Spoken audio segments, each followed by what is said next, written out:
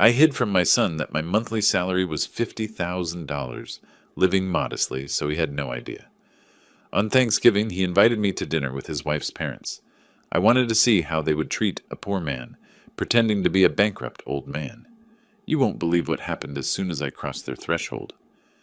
Before we continue, please subscribe to the channel and write in the comments what time it is where you are now. The tea kettle whistled as my phone buzzed on the kitchen counter. I set down the audit report I'd been reviewing and glanced at the screen. Seth, I picked up. So yeah, anyway, Dad? His voice came through mid-complaint, like I'd interrupted his real conversation. Beulah's parents want you to come for Thanksgiving dinner, at their place, Thursday at 6. I wrapped my fingers around the warm mug. That's kind of them. I'd be happy to come. A pause. Seth hadn't expected easy agreement. Right. Well, good. Through the phone, I heard the familiar sounds of my own house, the house I'd bought 23 years ago, the house where Seth and Beulah had lived rent-free for 8 years, while saving up. The television murmured in the background.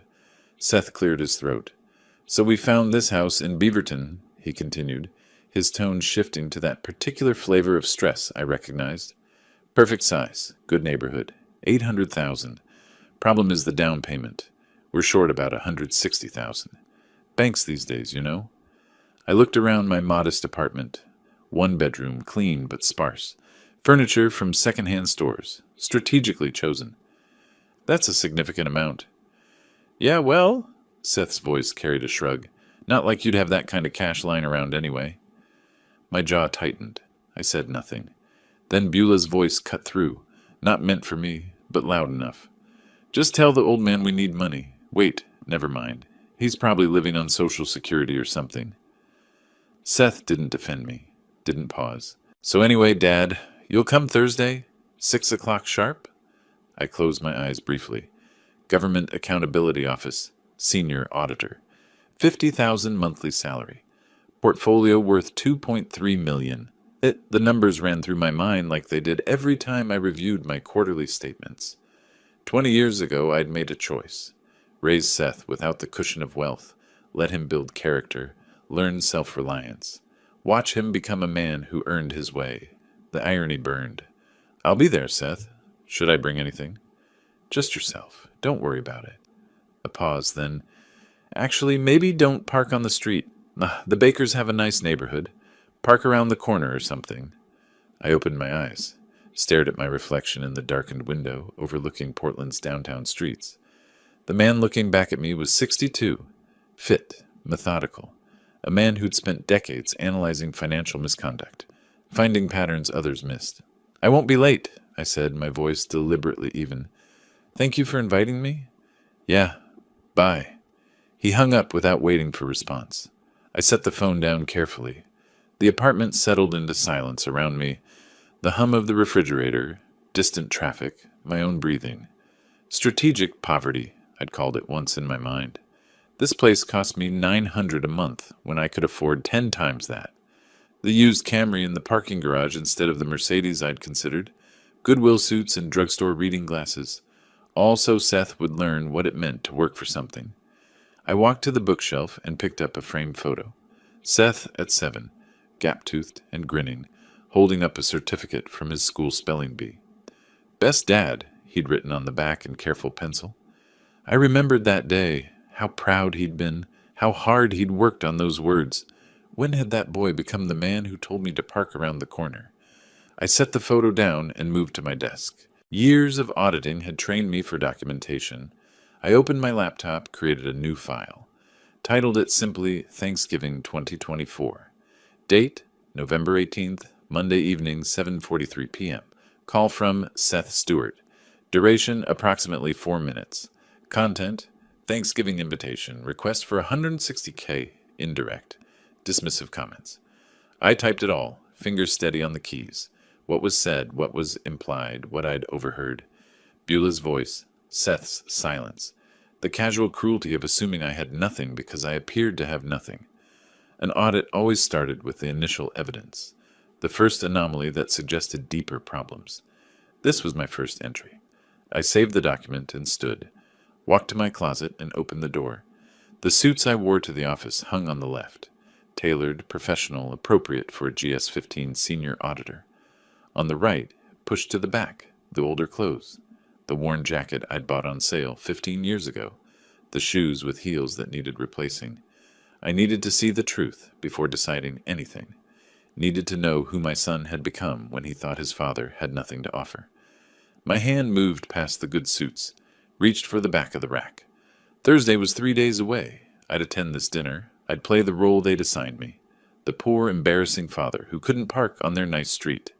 And I'd watch, listen, document. Then I'd decide whether my son was worth saving. I pulled out the old jacket, held it up to the light. A small stain on the lapel I'd never quite gotten out. A button that didn't quite match the others where I'd replaced it. Perfect. I laid it across the chair in my bedroom and returned to the window.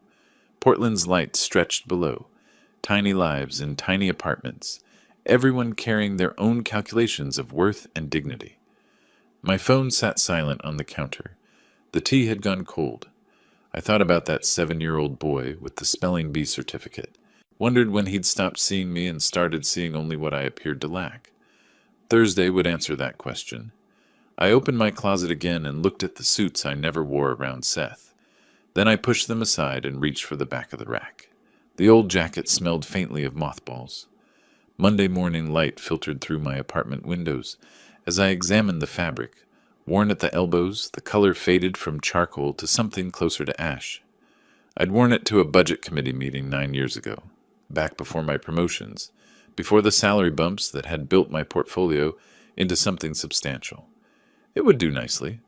I hung it on the back of my desk chair and dressed in my usual work attire. 40 minutes later, I was in my Camry, deliberately driving the route that took me past my real house. The house stood in a quiet Portland suburb, modest by neighborhood standards, but solid. 3 bedrooms, 2 baths, built in 1998. I'd bought it for $400,000. Current value pushed $650,000. The lawn needed mowing. Seth's Honda sat in the driveway next to Beulah's Lexus. My house. Their home. 8 years ago, newlywed Seth had called me. Dad, I know this is a lot to ask, but could Beulah and I stay at your place for a few months, just until we save up for our own house? I'd said yes immediately. Of course, son. Stay as long as you need. It's your home, too. We'll pay rent, obviously, he'd added. Don't worry about that. Save your money for your future. 8 years of saving. 8 years rent-free in a house worth more than $500,000. And still, they were $160,000 short. I drove on, mind working through the numbers like I worked through discrepancies in federal budget reports. Seth's job at the marketing firm paid $70,000 annually. Beulah managed a boutique fitness studio, probably pulled in $50,000. Combined income of $10,000 monthly. 0 rent, 0 mortgage. 8 years meant $960,000 had flowed through their accounts. Where had it gone? The Lexus in my driveway probably answered part of that question. At the GAO office downtown, I settled into my familiar routine. Files spread across my desk. Contractor overcharges, grant misallocations, the endless creativity of people who thought they could hide money if they moved it fast enough. I'd built a career on following money that didn't want to be found. Roland, you heading out early for Thanksgiving? Marcus from the next cubicle leaned over the partition, coffee mug in hand, taking Thursday and Friday off. Dinner with my son's family. That's nice. Bet he's proud to have you visit. I glanced up. Marcus had met me 10 years ago when I joined this division, watched me rise through the ranks, seen the commendations, knew my reputation for thoroughness. He had no idea about the apartment, the Camry, the careful construction of poverty I maintained outside these walls. We'll see, I said, allowing myself a slight smile. That evening, back in my apartment, I pulled out an old leather wallet from my desk drawer. Inside, tucked behind expired insurance cards, I found what I was looking for. A photo from Seth's 8th birthday. He'd made me a card, construction paper, and marker. Best Dad, written in crayon, across the front. 20 years I'd kept this secret. 20 years of watching him build his own way, believing he was earning everything himself. I'd thought I was teaching him independence, self-reliance, the value of working without a safety net. Maybe I'd just taught him to look down on anyone he perceived as having less. I put the photo back, closed the drawer. Wednesday evening, my phone rang again. Seth, just confirming you're still coming tomorrow. 6 o'clock, the baker's place in West Lynn. I have the address, I said. I'll be there. And Dad? His voice shifted, uncomfortable. Maybe dress nicely? I mean, as nice as you can. I looked at the old suit laid across my chair. I'll wear my best suit, Seth. Right. Okay. See you tomorrow. The relief in his voice cut deeper than Beulah's overheard insult. After he hung up, I sat at my desk and added to my documentation file. November 20th, Wednesday, 8:17 p.m. Call from Seth Stewart. Content, confirmation of dinner attendance. Request to dress nicely as I can. Implied concern about my appearance in front of in-laws. I saved the file and moved to inspect my Camry in the parking garage. 15 years old, 180,000 miles, but meticulously maintained. The GAO parking lot held Audis and Teslas belonging to colleagues at my level. I drove a car worth maybe $3,000. The cognitive dissonance had stopped bothering me years ago. I cleaned the Camry's interior, checked the tire pressure, made sure nothing would draw attention. Not too shabby to be insulting, but clearly the vehicle of a man without resources. Tomorrow, I'd drive this car to a mansion in West Lynn, park it around the corner as instructed, and walk to dinner in my decade-old suit. And I'd watch my son. I'd memorized the pattern now, could recite it like case evidence. 7 years ago, the first dinner with the Bakers. Dwight had asked what I did for work. I'm an auditor with a government agency. Ah, public sector. He'd chuckled, shared a glance with his wife Patricia. Well, someone's got to do it. Must be rewarding in other ways. Patricia had smiled with practiced sympathy. Seth mentioned you live quite simply. Very admirable in this materialistic age. Seth had jumped in quickly. Dad's always been about minimalism, life philosophy, you know. Not a lie, but not the truth either. A reframing that let them all maintain their comfortable narrative. Poor Roland, making the best of his limited circumstances. So admirable how he doesn't let it bother him. I'd said nothing to correct them. Let the misunderstanding stand because I'd believed then that Seth knew better. That my son understood the difference between choosing simplicity and having simplicity forced upon you. But the years had clarified things, the casual dismissals, the apologetic tone when he mentioned me to friends, the way he'd started spacing out his visits to my apartment, like he was embarrassed to be seen entering a building without a doorman. Tomorrow would be the final test. Thursday morning I dressed with the same precision I brought to audit preparation. The old suit, carefully pressed. The scuffed shoes, buffed to hide the worst wear. I looked at myself in the mirror, a man who appeared to be doing his best with limited means.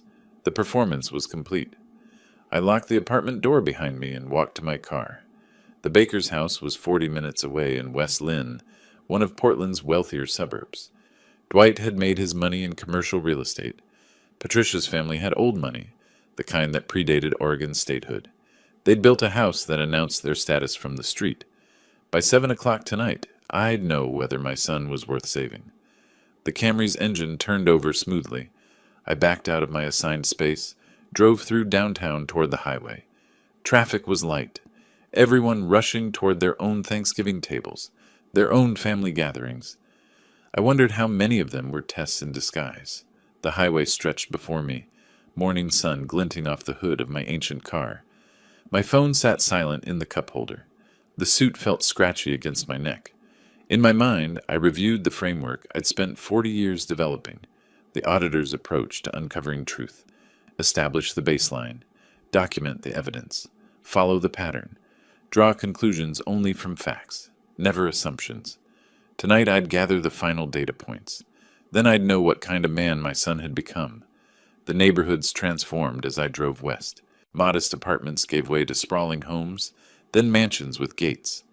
West Lynn announced wealth from every corner, manicured lawns, luxury vehicles, streets named after trees that cost more to maintain than most people earned monthly. The Baker estate sat on a corner lot, imposing even by local standards. 2.5 million, I estimated from the footprint and location. Circular driveway, 3-car garage, European landscaping. A black Mercedes occupied the drive next to a pearl-white Lexus SUV. I parked my Camry on the street, 2 houses down, as Seth had suggested. In the rearview mirror, I straightened my worn tie. The store-bought pumpkin pie sat on the passenger seat. $7 at the supermarket. I picked it up and walked toward the house. A curtain moved in the front window. Someone watching. Seth appeared in the doorway before I reached it, his expression tight. "Dad, you made it." Traffic was light. I held up the pie. "I brought dessert." He glanced at the plastic container, then away. "That's, thoughtful. Come in." Dwight Baker filled the doorway behind Seth. 65, silver hair, expensive casual wear that probably cost more than my entire outfit. His smile was practiced, professional, the kind perfected over decades of sales. "Roland, come in, come in." His handshake was firm, territorial. "Still driving that old Toyota?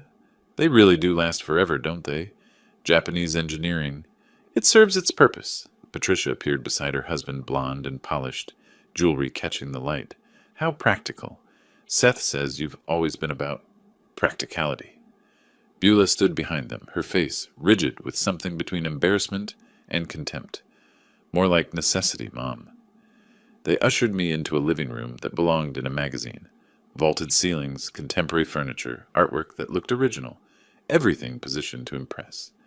Dwight gestured to a leather chair in the corner, away from the main seating area. "Drink? I've got excellent scotch. Or maybe something simpler."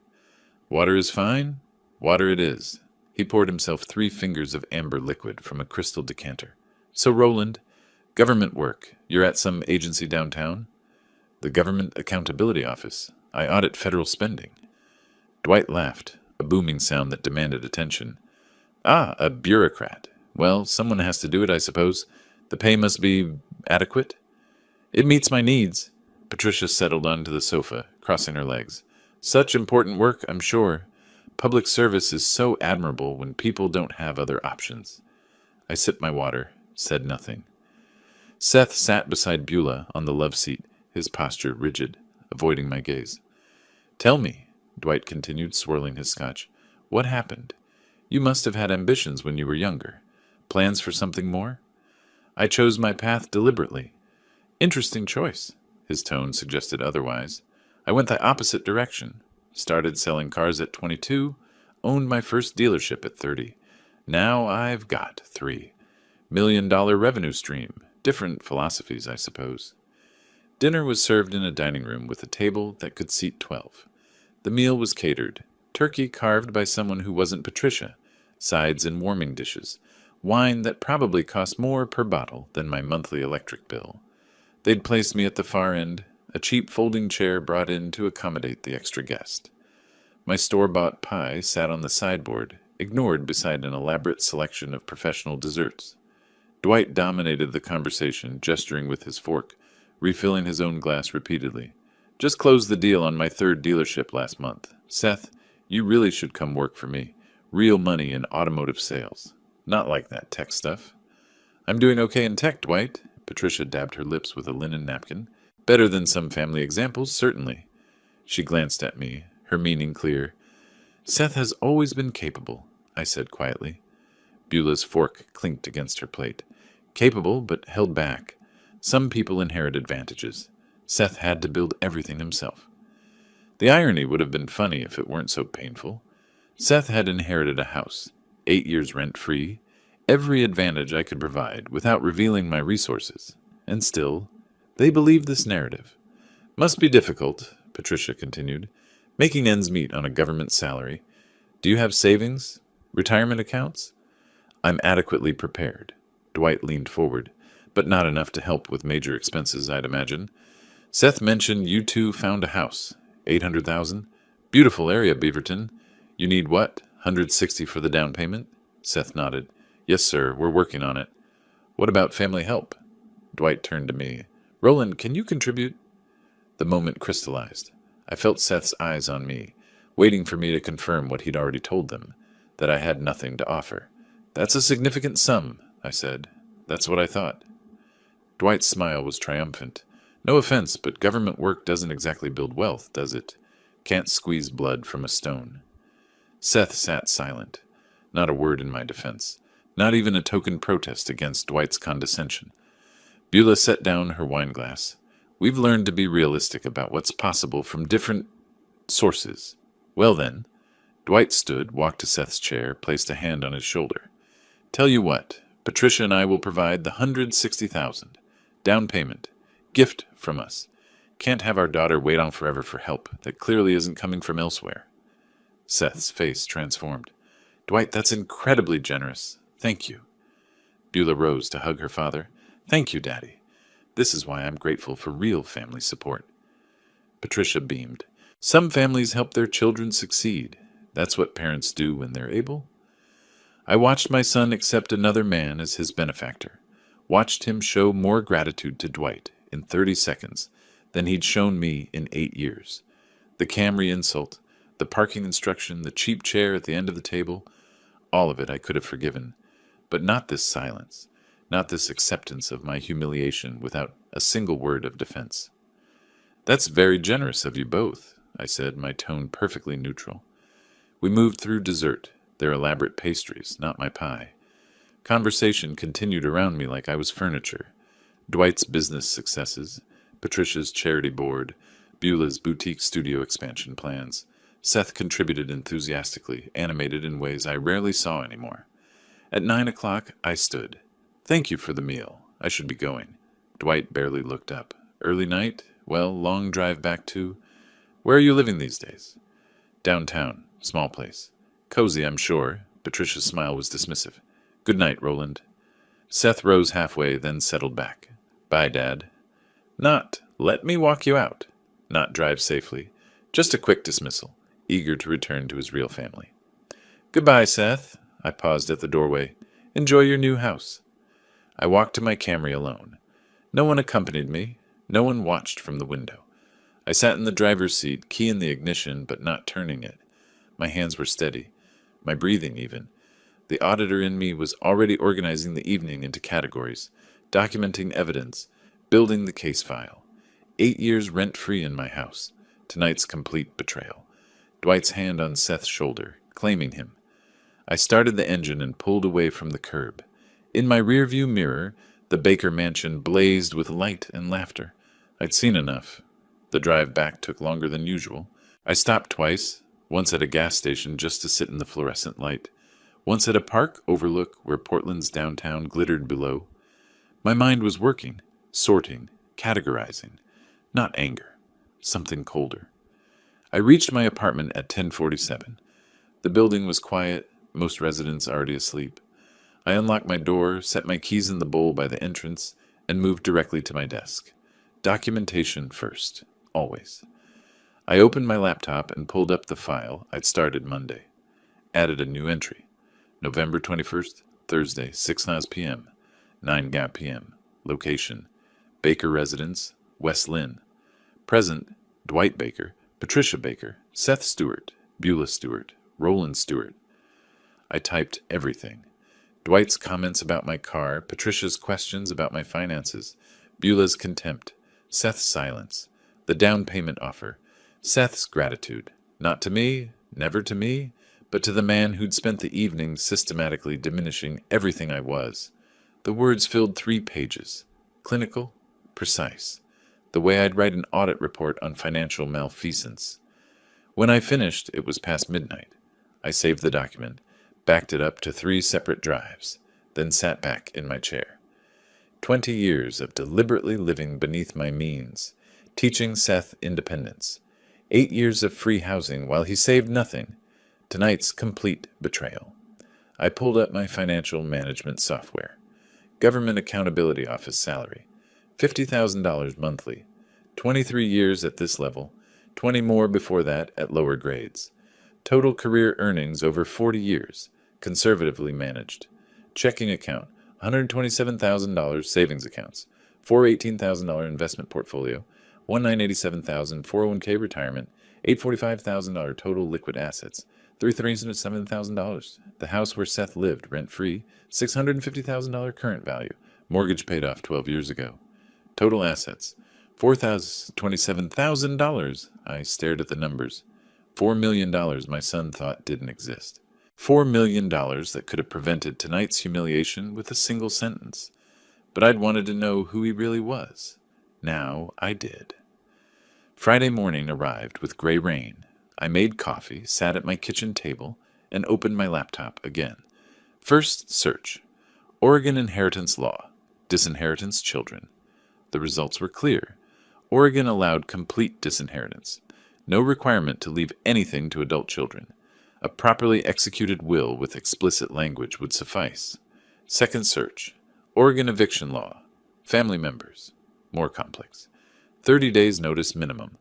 Legal occupation for 8 years might create complications. I'd need an attorney. Third search. Transfer on death deed Oregon. Perfect. A TOD deed would transfer property ownership upon my death directly to named beneficiaries, bypassing probate. Could be revoked or changed any time while I lived. Seth wouldn't inherit the house automatically. I could name anyone, any organization, any charity. He'd have nothing. I spent the afternoon organizing documents, property deed, tax records, financial statements. The 8 years of documentation showing Seth had lived rent-free, paying zero toward the mortgage, utilities, maintenance. His income tax returns I'd helped him file until 3 years ago, showing his substantial earnings. The rain intensified. I made lunch, barely tasted it, returned to my laptop. By evening I had the framework. Two-pronged approach, both legally sound. 1. New will, explicitly disinheriting Seth with clear language explaining why. Everything to charity, perhaps organizations supporting foster children or educational opportunities for underprivileged youth, kids who actually needed help, unlike my son who'd squandered 8 years of advantages. 2. Transfer on death deed for the house, also to charity, or perhaps sold with proceeds to charity. Seth would need to vacate within 30 days of my death. But first, I needed him out while I was still alive. Saturday morning, I dressed casually and drove past my house. Seth's Honda was in the driveway, Beulah's Lexus beside it, lights on in the kitchen. They were home, probably discussing their new house, celebrating Dwight's generosity. My house, my equity, my gift turned into a weapon against me. I drove back to my apartment and made a phone call to a colleague who'd gone through a messy divorce. Marcus, it's Roland. I need an attorney recommendation. Real estate and inheritance law. Everything okay? Just planning ahead. Someone thorough. Vernon Price. He handled my property settlement. Doesn't mess around. Want his number? I wrote it down, thanked him, and opened my email. Vernon Price's website was professional. 40 years experience, estate planning, property law, complex family situations, office in downtown Portland, walking distance from my apartment. I drafted the email carefully. Subject: consultation request. Estate planning and property matter. Mr. Price, I am seeking legal counsel regarding estate planning and a property matter involving family occupation. I am a 64-year-old federal employee with substantial assets and real property. I need to execute a comprehensive will, establish a transfer on death deed, and address the current occupation of my primary residence by family members. I have documentation prepared, and am ready to proceed quickly.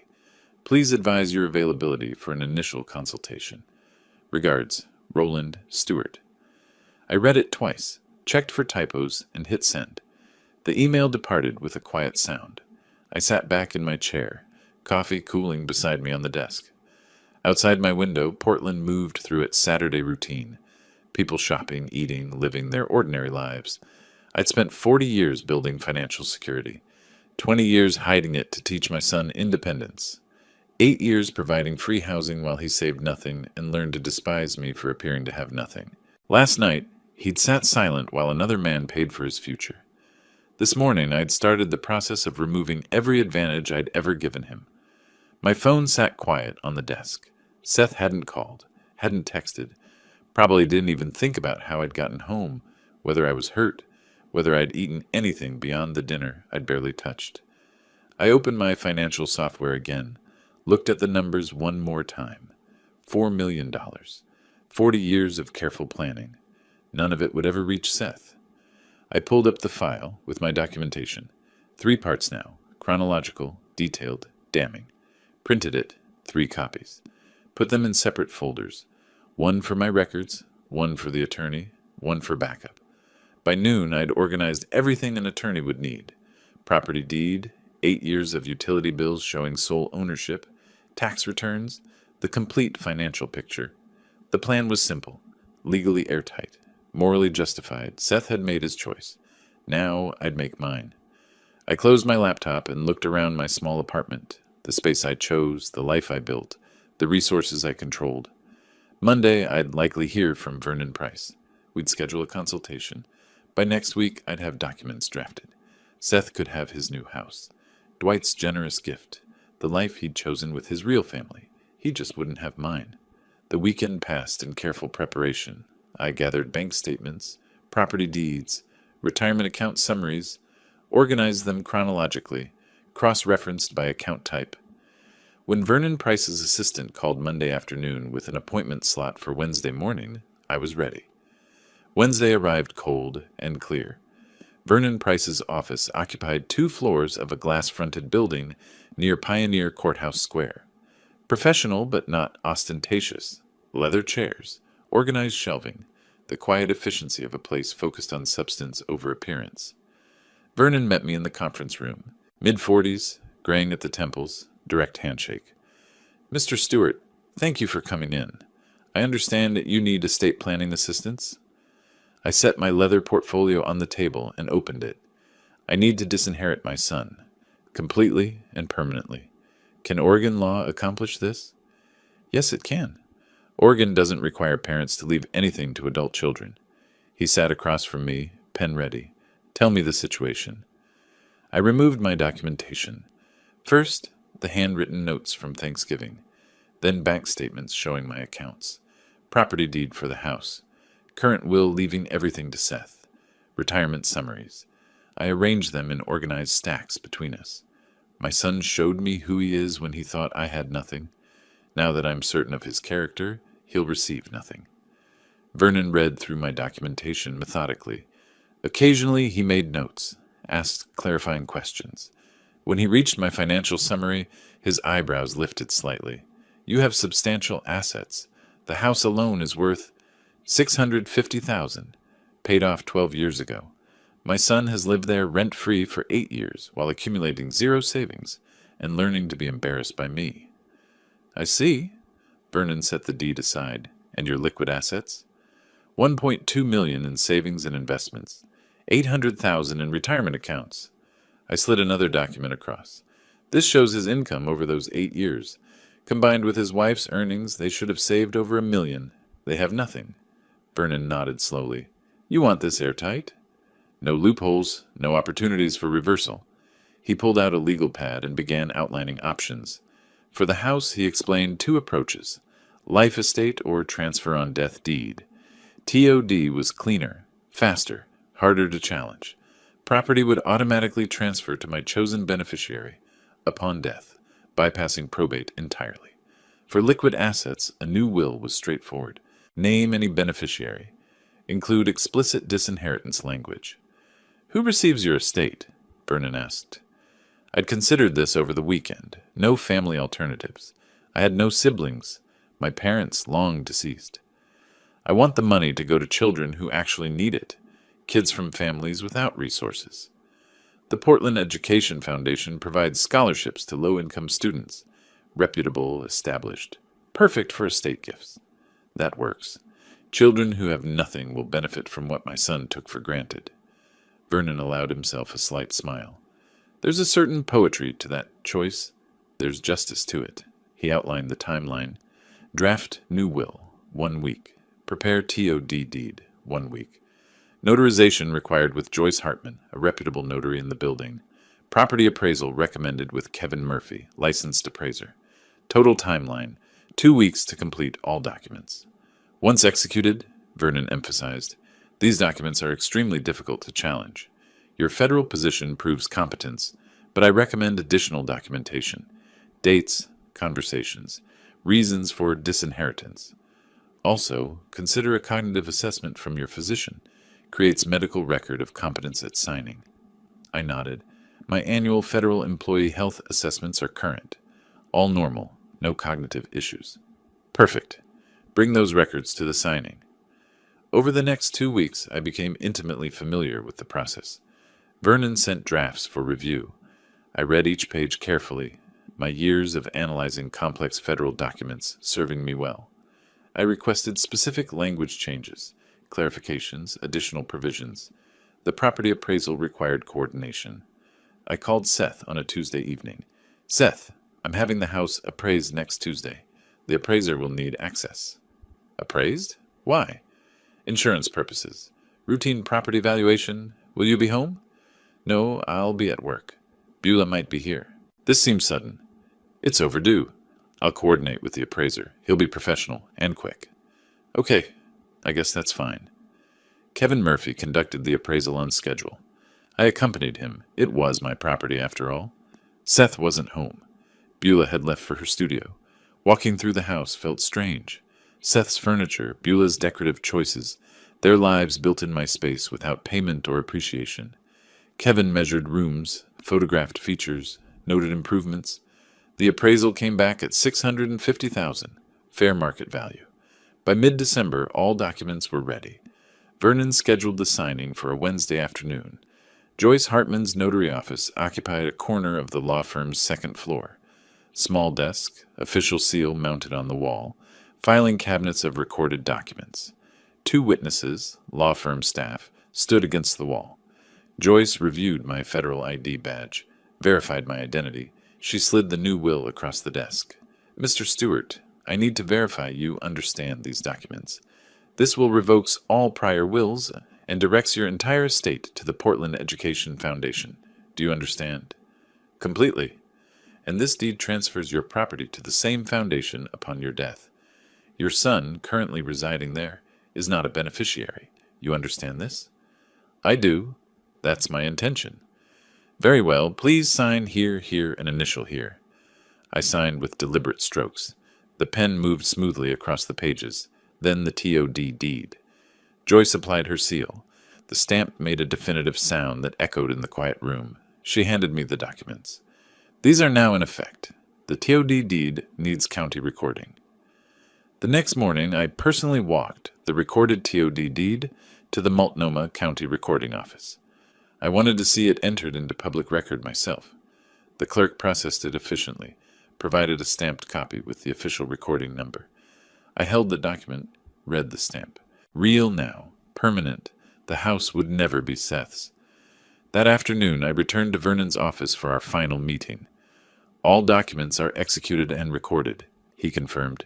Your estate plan is now in effect. When do you plan to inform your son? Soon, after the holidays.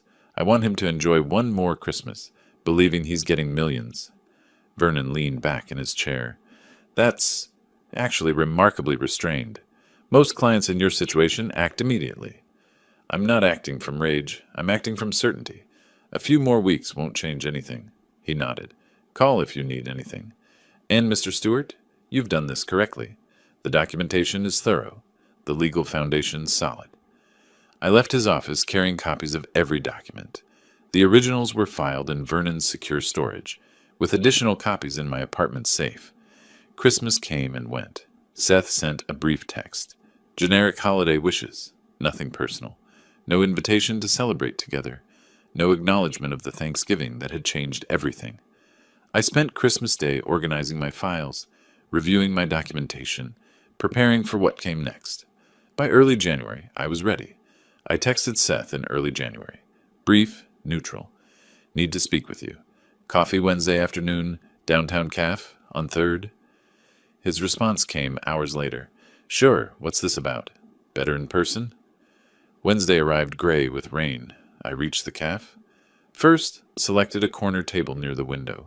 Ordered black coffee. Watched the street until Seth appeared, walking quickly. Shoulders hunched against the weather. He sat across from me, confusion evident. What's going on? You sounded serious. I sipped my coffee. Let the moment settle. I want to tell you about something I did 20 years ago. A decision about how to raise you. Seth frowned. Okay. When you were 15, I made approximately $200,000 annually as a senior federal auditor. I had a substantial investment portfolio, significant savings, real assets. I could have given you anything, private schools, new car, College paid in full. His expression shifted, uncertain now. Instead, I chose to live modestly, let you believe we had limited resources. I wanted you to learn independence, self-reliance, the value of work. I set down my cup. I wanted to see who you'd become without the cushion of obvious wealth. Seth's face paled. What are you saying? I'm saying I currently have 1.2 million in savings and investments, 800,000 in retirement accounts. I own the house where you live, 650,000 paid off. Total assets approximately $4 million. The color drained completely from his face. You're joking. I'm telling you the truth I've hidden for 2 decades. The poverty you've been embarrassed by. Strategic. The modest apartment. The old car. The worn suits. Choices, not necessities. His hands gripped the table edge. Why would you? To see who you'd become.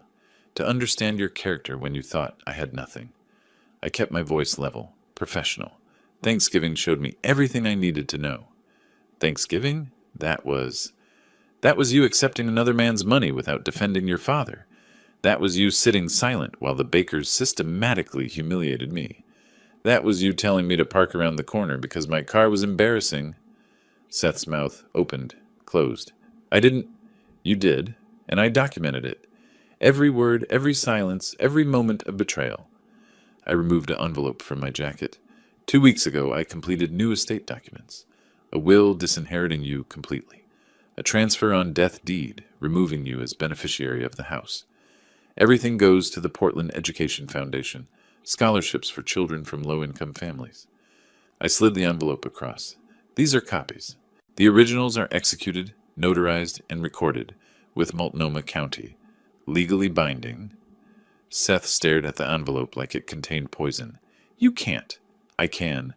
Oregon law allows complete disinheritance of adult children. Vernon Price, my attorney, ensured everything is legally airtight. You showed me who you are, Seth. Now you'll receive the inheritance you've earned. Nothing. His hands shook as he opened the envelope, scanned the documents. His face transformed. Shock, disbelief, dawning horror. This is because of Thanksgiving? Because I didn't defend you enough? That's insane. It's because of 8 years rent-free in my house. Because of every dismissive comment, every embarrassed glance, every moment you treated me like a failure. Thanksgiving wasn't the cause. It was the confirmation. Dad, please. I've lived in a $900 apartment while you enjoyed $650,000 of my equity. I've driven a 15-year-old Camry while you and Beulah accumulated nothing, despite combined income exceeding $1 million over 8 years. You had every advantage and learned only contempt. Seth's breathing quickened. I didn't know. How could I know if you never told me? Your ignorance of my resources doesn't excuse your treatment of who you thought I was. You accepted Dwight's money over having any relationship with a father you believed was poor. That tells me everything about your values. I can change. You're 62 years old, Seth. I'm 32. The slip registered. Wrong generation. I was 64. Seth was 32. The stress was affecting my precision. You're 32, I corrected. Old enough to know better. Old enough to have shown basic respect, regardless of my perceived finances. He pushed back from the table, stood, sat again. His phone buzzed. He ignored it. It buzzed again. I need to... He answered it. Not now, Beulah. Her voice carried across the table, shrill and demanding. I couldn't make out words, but the tone was clear. Seth's expression crumbled. He just told me he's got $4 million. No, I didn't know. Of course I didn't. He listened, his face reddening. He already did it. Legal documents, recorded everything. Another pause. I don't know. Let me... She was screaming now. Actual screaming. Seth pulled the phone from his ear, wincing. I need to go home, he said finally. We need to talk about this. There's nothing to discuss. The documents are filed. My decision is final. Beulah's parents, Dwight knows lawyers. Let him hire them. Vernon Price specializes in estate law. Every document was prepared to withstand challenge. You can spend your savings on legal fees if you want. You'll lose. Seth stood, swaying slightly. How can you do this? I'm your son. And you showed me exactly what that means to you. I stood as well, straightened my coat. The house is mine. The money is mine. None of it was ever yours, despite 8 years of free living and a lifetime of expectations. You made your choices. Now, live with them. I left the calf. While he was still standing there, the documents scattered across the table, his phone pressed to his ear and Beulah's voice cutting through the space between us. In my car, I sat for a moment before starting the engine. Across the street, through the calf window, I could see Seth collapse back into his chair, head in his hands. I started the Camry and pulled into traffic. The first blow had landed. Now I'd wait to see how they'd respond. 10 days passed after the calf meeting. I returned to my routine. Work, home, the quiet rhythm of my life. Seth called twice. I didn't answer. Then the certified letter arrived, requiring my signature. I knew what it was before I opened it. The postal worker waited while I signed the electronic pad. I thanked her, closed the door, and sat at my kitchen table. The envelope was thick, formal, bearing the letterhead of Harrison & Cole, a prominent Portland law firm known for aggressive litigation. I used a letter opener rather than tearing the envelope. Inside, 12 pages of legal filing. Seth Stewart, plaintiff, versus Roland Stewart, defendant. Contest of last will and testament. Claims of diminished capacity, undue influence, emotional instability evidenced by sudden disinheritance of only child. I photographed each page with my phone, then called Vernon Price. "They've filed," I said when he answered. "Expected? Can you come in tomorrow morning?"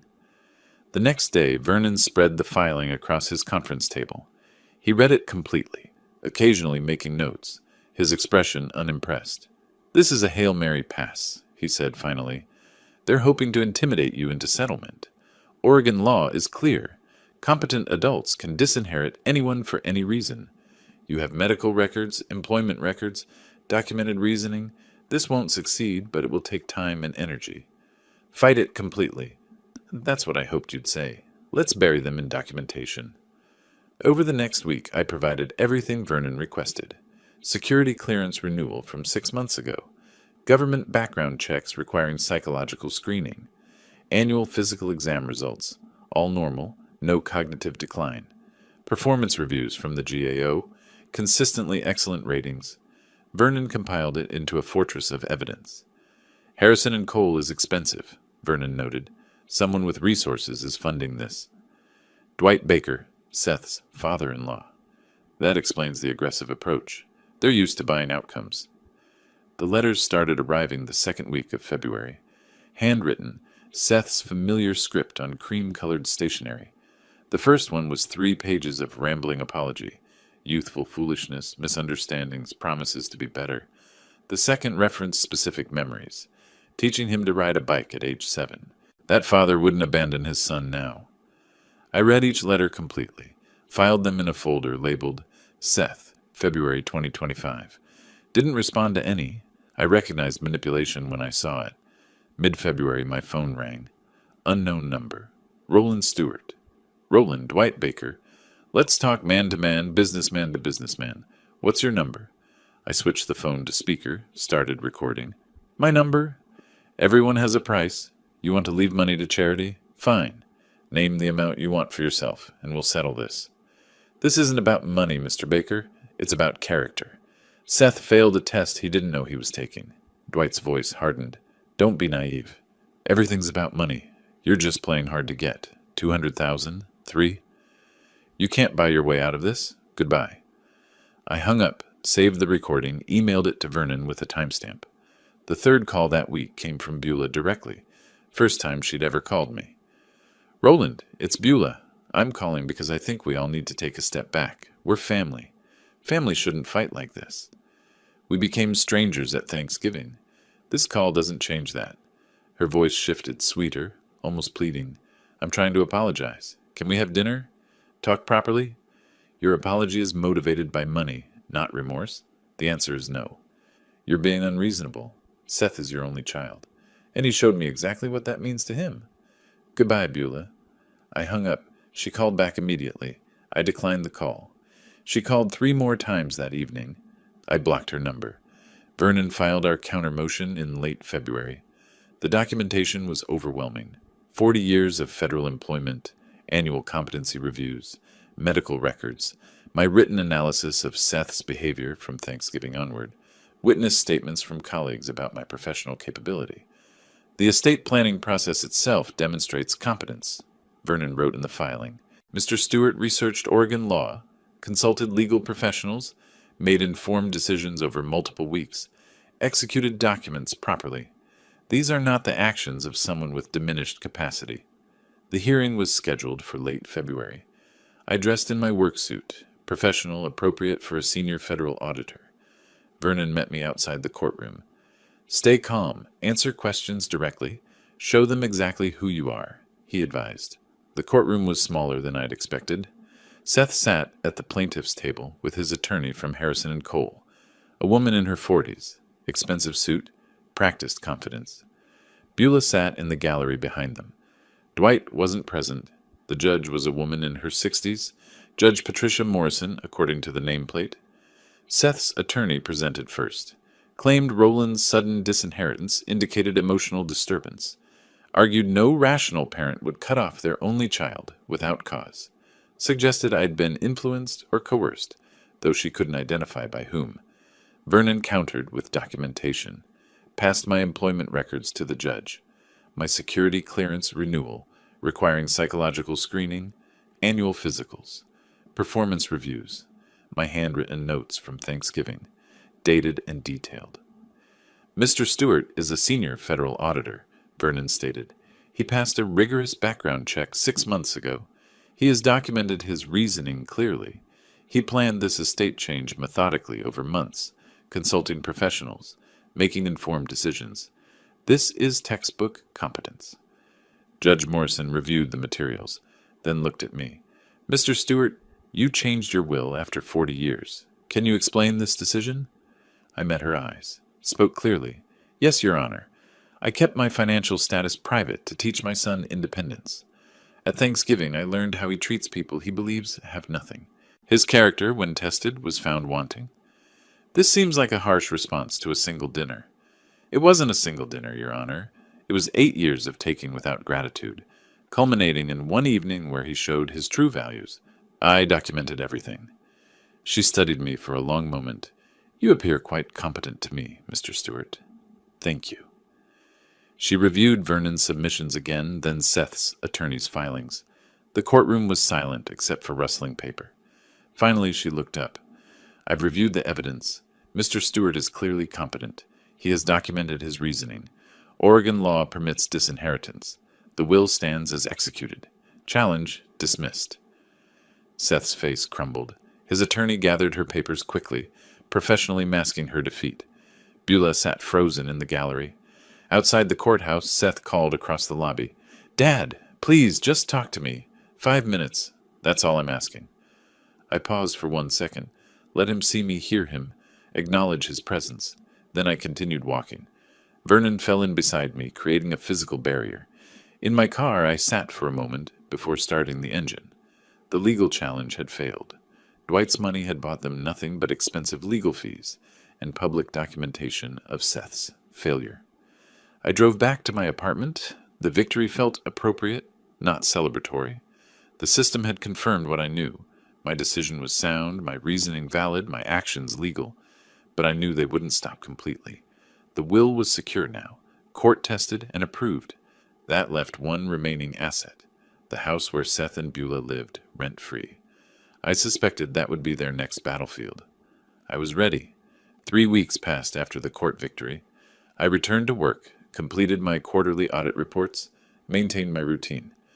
Then on a Tuesday evening in late March, I called Vernon Price. I want to reclaim my house. Vernon was quiet for a moment. The property where Seth lives. The property I own, where Seth has lived without lease or payment for 8 years. Oregon law requires 60-day notice for no-cause termination of tenancy.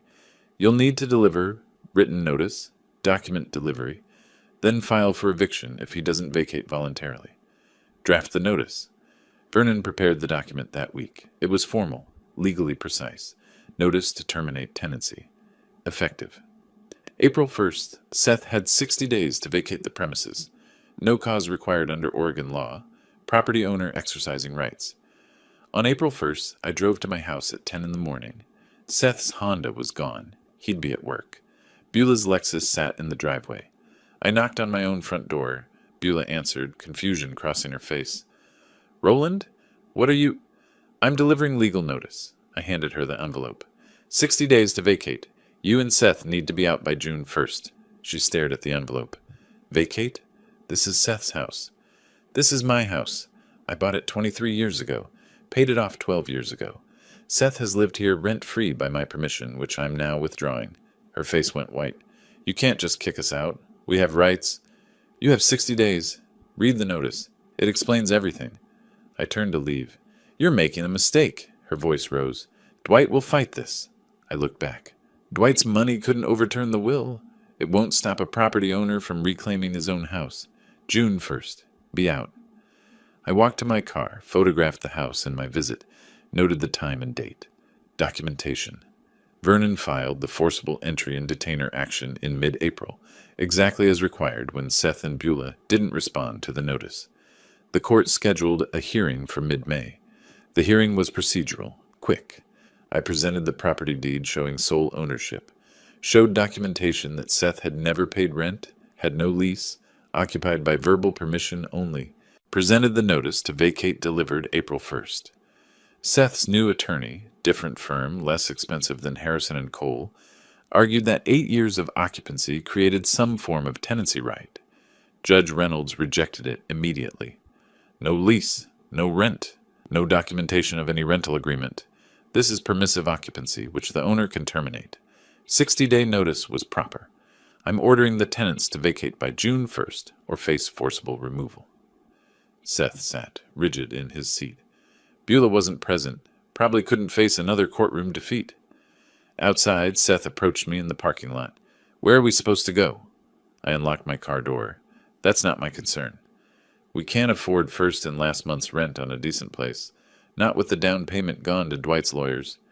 You had 8 years of free housing to save money. You saved nothing. Those are your choices, Seth. Live with them. You're enjoying this? Watching us suffer? I met his eyes. I'm not enjoying it. I'm implementing it. There's a difference. I drove away. In my rearview mirror, Seth stood in the parking lot, defeated. The days crawled toward June 1st. I heard through indirect channels, a colleague knew someone who knew Beulah's sister, that they'd found a cramped 2-bedroom apartment in a less desirable neighborhood. Rent $2,200 monthly. No down payment assistance from Dwight anymore. Apparently he'd tired of funding their legal losses. June 1st arrived on a Sunday. I drove to the house at noon. A moving truck sat in the driveway, nearly empty. Seth and Beulah were carrying the last boxes out. I parked on the street and waited. Let them see me watching. Let them understand this was real, final, enforced. The moving truck departed at 2. Seth's Honda followed it. Beulah's Lexus left minutes later. I waited another hour, then approached the house. The front door was unlocked. Inside, the house was empty except for scuff marks on the floors, nail holes in the walls, the ghost impressions of furniture on the carpet. They'd taken everything, left nothing. I walked through each room, the bedroom where Seth had slept for 8 years, the kitchen where Beulah had cooked meals in my house without appreciation, the living room where they'd built their life on my generosity while learning to despise me. In the master bedroom, I found a note on the floor. Seth's handwriting. You won. Are you happy now? Seth? I picked it up, read it twice, then put it in my pocket. I wasn't happy. Happiness wasn't the goal. Justice was the goal. Consequences were the goal. Teaching that free housing and inherited wealth weren't rights, but privileges that could be withdrawn. I locked all the doors, checked all the windows. The house was secure, empty. Mine again. My phone buzzed. Text from Vernon. Confirm they're out. Property is yours. Well done. I stood on the front porch, keys in hand. 8 years of free housing ended with a court order. Seth had called it cruel. I called it consequences. Somewhere in Portland, Seth and Beulah were unpacking in whatever apartment they could afford on short notice. Dwight's money had dried up after 2 legal defeats. They'd have to manage on their own earnings now, pay their own rent, build their own security without a wealthy father-in-law or a generous father they'd learned too late to appreciate. I got in my car and drove back to my apartment. The house was mine again. The inheritance was secured. The legal battles were over. Seth had nothing left to take, nothing left to contest, nothing left to expect. I'd spent 20 years teaching him independence, 8 years giving him advantages, 3 months showing him consequences. The education was complete. 3 weeks passed after the eviction hearing. The June 1st deadline approached. I maintained my routine, waiting to see if Seth and Beulah would leave voluntarily or require sheriff enforcement. Then on a Tuesday evening in late May, my apartment buzzer rang. I wasn't expecting anyone. "Yes? Dad, it's me." Seth's voice came through the intercom, subdued. "Can I come up? Please. Just 10 minutes. I considered refusing, pressed the button instead. "Why?" "Because I need to talk to you. Face to face. Not through lawyers. Just us." I paused, then buzzed him up. Seth appeared at my door looking diminished. Worn clothing, tired eyes, shoulders curved inward. This wasn't the man from Thanksgiving. He stood in my doorway, not presuming entry. "You have 10 minutes. I stepped aside. He entered slowly, remained standing near the entrance. I crossed my arms, maintained distance. "We found an apartment," he began. $2,200 a month. It's small, but it's what we can afford now. Problem is, it's not ready until mid-June. We need 2 more weeks. You had 60 days. You chose to wait until the deadline approached.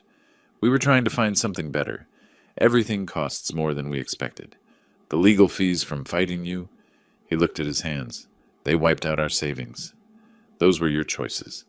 Poor financial planning doesn't obligate me to extend deadlines." Seth nodded slowly. "Dwight gave us $50,000, but he won't give more. He's furious about the court losses. He said you're too stubborn, and we're on our own now." I allowed myself a thin smile. He tried to buy a solution. When that failed, he withdrew support. Sounds familiar. Conditional assistance based on success. How does it feel being on the receiving end? "Point taken." Seth's voice was quiet. "What about Beulah? How's she handling this?" His expression darkened. "She blames me for everything. She says I should have known you had money, that I should have fixed this. She calls me a failure. Daily." Those are the same words she used about me at Thanksgiving. "You said nothing then. Now you understand what silence costs." "I do. Too late, but I do." We stood in silence. Outside my window, Portland's evening traffic hummed. Seth shifted his weight, exhausted. "I'm not asking for forgiveness," he said finally. "I'm not asking you to change the will. I'm asking for 2 weeks. That's all. Just 14 more days. I gave you 8 years. That's 4,000. 176 days of free housing. You're asking for 14 more. The answer's no." "Dad, please." "The court order says June 1st. That deadline stands. Be out by then, or the sheriff enforces it. This conversation is over." Seth looked at me directly for the first time. "I came here knowing you'd probably say no. I came anyway because I had to try. Not for the house or the money. I understand those are gone. Just to see if there's anything left between us worth saving." "Thanksgiving," answered that question. He nodded, moved toward the door. His hand rested on the knob. "For what it's worth, I'm sorry. Not about losing the money. About disappointing you. If you'd shown this awareness at Thanksgiving, none of this would have happened. I know, but I didn't. And now I'm living with it. Yes, you are. Goodbye, Seth." He left without another word. I stood at the closed door, listening to his footsteps fade down the hallway. Then I walked to my window, watched him emerge onto the street below, get into his Honda. He sat there for a long moment before starting the engine. I closed the curtain. Over the next few days, I drove past the house, occasionally. Not stalking, verifying. I parked a block away, observed for 10 minutes, noted progress. Rental truck on Wednesday. Boxes loaded Thursday. Furniture carried out Friday. On May 30th, I watched from my car as Seth and Beulah made final trips. Beulah slammed the trunk repeatedly, her movements sharp with anger. Seth moved mechanically, carrying boxes without expression. They didn't see me watching. By evening, the truck was gone. May 31st, my phone buzzed. Text from Seth. "We're out. House is empty. Keys are on kitchen counter." I typed a single word. Acknowledged. No response came. None was needed. June 1st arrived on Sunday. I drove to the house at noon. let myself in with my original key. The keys Seth mentioned lay on the kitchen counter, 2 copies, tagged with a hardware store label. I walked through empty rooms, scuff marks on floors, nail holes in walls, carpet indentations where furniture had stood for 8 years, the ghost architecture of their life in my space. In the master bedroom, I found something they'd missed, a small framed photo fallen behind where the dresser had been, Seth and Beulah on their wedding day 7 years ago, young, hopeful, certain of their future. I picked it up, studied it for a moment, then set it on the windowsill. Not my concern anymore. I locked all the doors, checked all the windows. The house was secure, empty, mine again. Outside, I stood on the porch, keys in hand. 8 years of occupation ended. Seth had texted compliance, moved out without sheriff enforcement, left quietly. The education was complete. The consequences delivered. The justice achieved. I got in my car and drove back to my apartment. Behind me, the house stood empty, waiting for whatever came next. Somewhere in Portland, Seth and Beulah unpacked in their cramped apartment, adjusted to paying rent, learned to live without advantages they'd taken for granted. That wasn't my concern either. I'd spent 20 years teaching Seth independence, 8 years giving him opportunities, 6 months showing him consequences. The lesson was over. Whether he learned from it was his choice now, not mine. I parked in my apartment garage, rode the elevator up, unlocked my door. Inside, everything was exactly as I'd left it. My space, my peace, my life undisturbed by people who'd learned to value wealth over character. I made dinner, ate at my small table, and felt something I hadn't felt since before Thanksgiving. Satisfied, not happy, not triumphant, just finished. The story had reached its natural conclusion. June passed into July. I returned to my full work routine at the GAO, completed the quarterly audits I'd been managing, prepared reports for congressional oversight. My colleagues noticed nothing different about me. I was the same senior auditor I'd been for decades. Methodical, thorough, reliable. The house stood empty through June while I consulted with a real estate agent. Market value had held steady at $650,000. I listed it in early July, and it sold within 3 weeks. Cash buyer, no complications. Closing costs netted me $640,000. I never visited the house again after June 1st. The agent handled everything: inspections, repairs, staging, showings. When the sale closed in late July, I signed documents in Vernon Price's office, accepted the check, and completed the transaction without seeing the property. The money transferred to my account. $640,000 that would never reach Seth. I decided weeks earlier where it would go. The Portland Education Foundation occupied a modest office building in the Pearl District. I scheduled a meeting with their director, Margaret Chen, for early August. "Mr. Stewart, thank you for coming in." She shook my hand warmly. "Your donation inquiry was intriguing."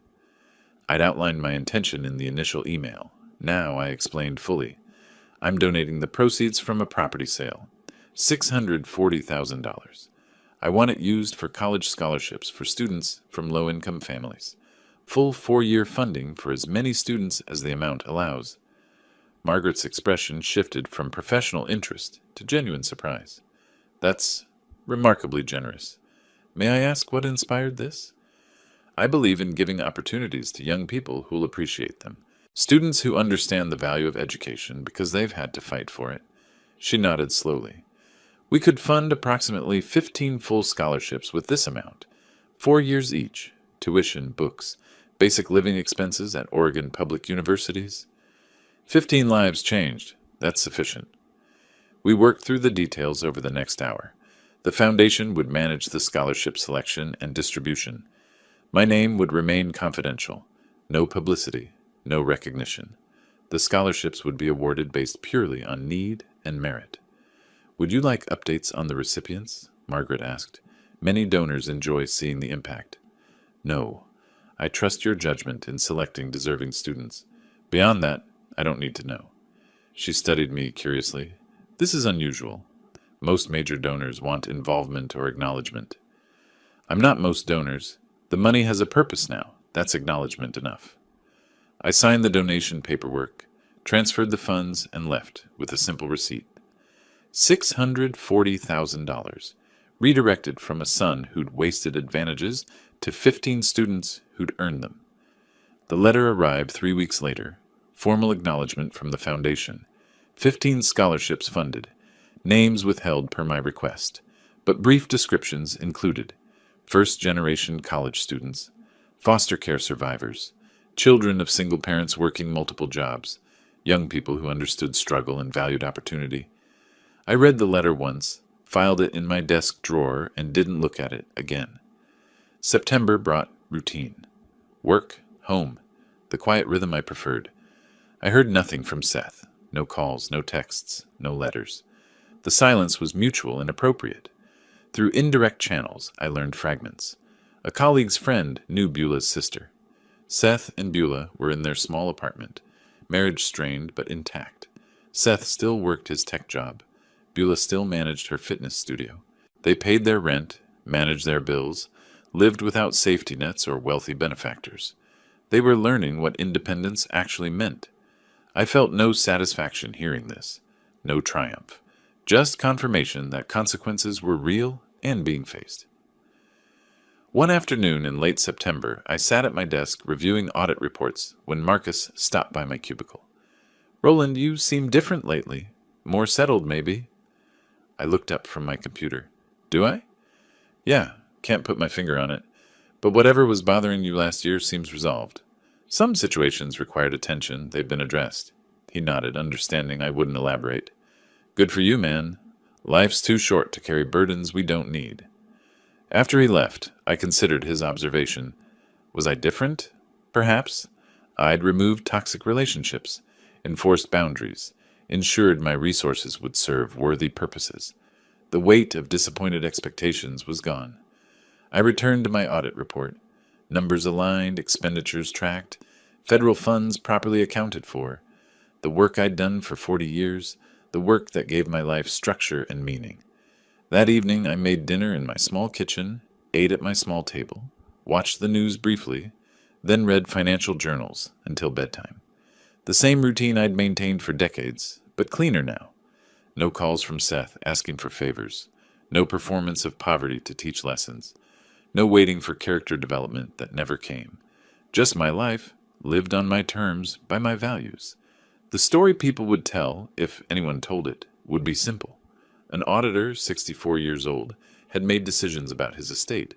Those decisions were executed legally, upheld by courts, and resulted in charitable contributions benefiting deserving youth. Clean, professional, principled. The story Seth would tell, if he told it, would be different. But that narrative wasn't mine to control or concern myself with. I'd given him 20 years of hidden advantages, 8 years of free housing, multiple chances to demonstrate character. He'd shown me who he was. I'd responded accordingly. The scales were balanced, the accounts settled, the audit complete. October arrived with early rain. I walked to work when weather permitted, drove when it didn't, maintained my routine. The house was someone else's home now. My will was filed with Vernon Price, legally sound, court-tested. 15 students would begin college next fall with full funding. Everything I'd intended to accomplish was done. I closed my laptop one evening, having finished the day's work from home.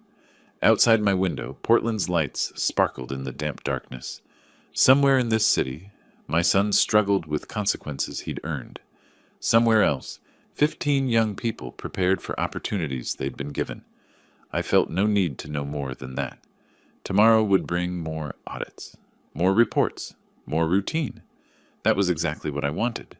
The story was over. The justice was done. The rest was simply living. If you like this story, please like this video, subscribe to the channel, and share your impressions of this story in the comments. To listen to the next story, click on the box on the left. Thank you for watching.